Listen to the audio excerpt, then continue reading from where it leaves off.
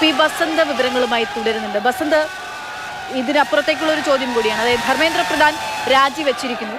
അപ്പോൾ ഇനി കേന്ദ്ര വിദ്യാഭ്യാസ മന്ത്രിയുടെ സ്ഥാനത്തേക്ക് അല്ലെങ്കിൽ ആ വകുപ്പ് ഇനി ആർക്ക് എന്നുള്ള ചോദ്യം അത് സ്വാഭാവികമായിട്ടും ഉയർന്നു വരുന്നതാണ്. അത് സംബന്ധിച്ച് എന്തെങ്കിലുമൊക്കെ സൂചനകൾ ലഭിക്കുന്നുണ്ടോ?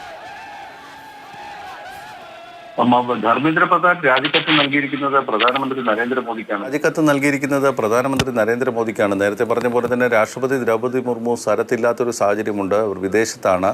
അപ്പോൾ ഈ രാജിക്കത്ത് പ്രധാനമന്ത്രി ഇത് ഫോർവേഡ് ചെയ്യണം. അതിൻ്റെതായ ചില നടപടിക്രമങ്ങളുണ്ട്. ഈ നടപടിക്രമങ്ങൾ കൂടി കഴിഞ്ഞാൽ മാത്രമേ നമുക്ക് ഇക്കാര്യത്തിൽ ഒരു വ്യക്തത വരികയുള്ളൂ. പുതിയതായിട്ട് ആർക്കാണ് ഈ മന്ത്രാലയം കൈമാറിയിരിക്കുന്നതെന്നുള്ളത് അത് രാഷ്ട്രപതി ഭവൻ്റെ കമ്മ്യൂണിക്കയിൽ നിന്ന് മാത്രമേ നമുക്കത് അറിയാൻ കഴിയുകയുള്ളൂ.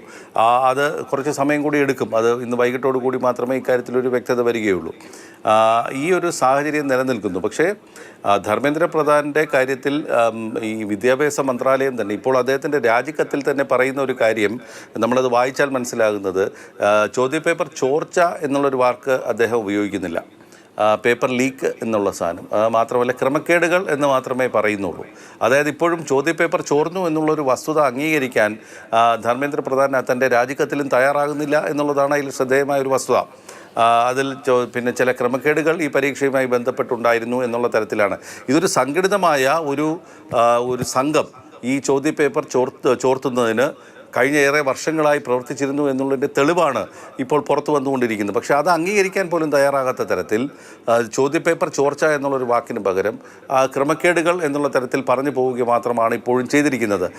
ആ ഒരു സാഹചര്യം കൂടി നിലനിൽക്കുന്നു. അപ്പോൾ സർക്കാർ ഇപ്പോഴും ഈ ധർമ്മേന്ദ്ര പ്രധാൻ്റെ രാജി വാങ്ങിക്കുമ്പോഴും ഈ ചോദ്യപേപ്പർ ചോർച്ച നടന്നിട്ടുണ്ടോ എന്നുള്ളത് സമ്മതിക്കുമോ എന്നുള്ളതാണ് ഇനി കണ്ടറിയേണ്ടത്. ഏതായാലും മറ്റന്നാൾ ബില്ല് അവതരിപ്പിക്കുന്നുണ്ട് പാർലമെൻറ്റിൽ, ലോക്സഭയിൽ. ഈ ബില്ല് അവതരിപ്പിക്കുമ്പോൾ സ്വാഭാവികമായിട്ടും പറയേണ്ട ഒരു സാഹചര്യമുണ്ട്. അതായത് എന്തുകൊണ്ട് ഈ ബില്ല് കൊണ്ടുവരുന്നു എന്നുള്ളത്.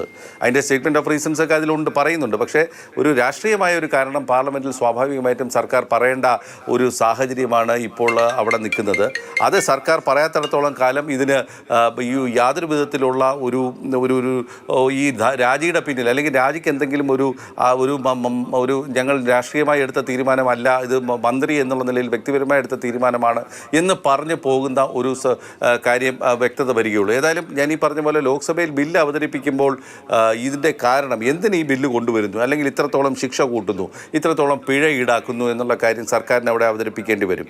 അപ്പോഴവിടെ ചോദ്യപേപ്പർ ചോർന്നു എന്ന് തന്നെ പറയുമോ എന്നുള്ളതാണ്. അതോ നീറ്റിൽ ചില ക്രമക്കേടുകൾ ഉണ്ടായി അല്ലെങ്കിൽ പൊതുപ്രവേശനയിൽ പരീക്ഷകളിൽ വലിയ വ്യാപകമായ ക്രമക്കേടുകൾ ഉണ്ട് എന്ന് സമ്മതിക്കുമോ എന്നുള്ളതാണ് കണ്ടറിയേണ്ടത്.